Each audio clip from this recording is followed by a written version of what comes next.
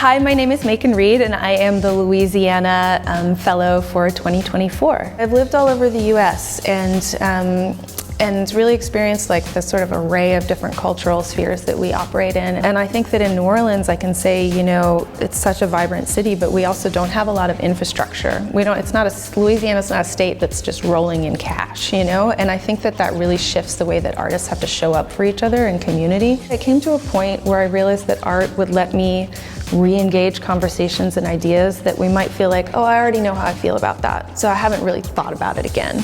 And there's certain things where it's like you need to keep thinking about it and circle back. And so I found that while I could work as an activist, my work as an artist kind of gave me a sort of new way to approach a lot of those things. I think that's sort of an unusual thing about my practice is I'm really bringing socially engaged work and installation together in equal measure. And when I was younger, it felt like they were sort of taught to me as two distinct things, right?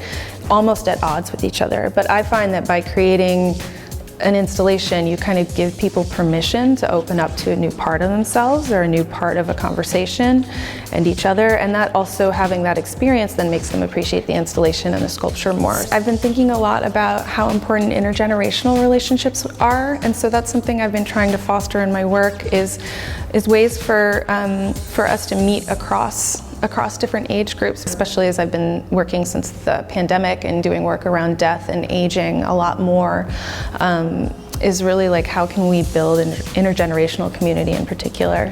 Color is always a big question for me in my work, and it's because you can see behind me I use really loud color. I like things that are almost so bright that they almost hurt your eyes bright, you know?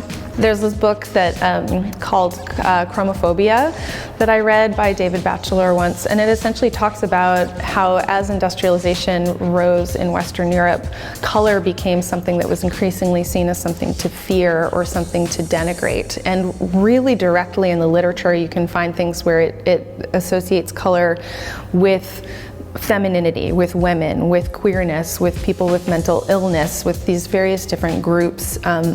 And so I started leaning into that and thinking about it, and I was like, oh, there is something in an art world that sometimes can emphasize things that are so refined and so polished and sometimes sort of become kind of neutral. There's something about using this really strong, bright color that just jumps off the wall that feels like it's just pushing against that a little bit. And there's something that feels fairly queer and connected to histories of like campiness that I pull in. Something that I have done historically is I really see my work as trying to respond to needs around me in my community that I think I might be someone who could speak to or create space for other people to speak to.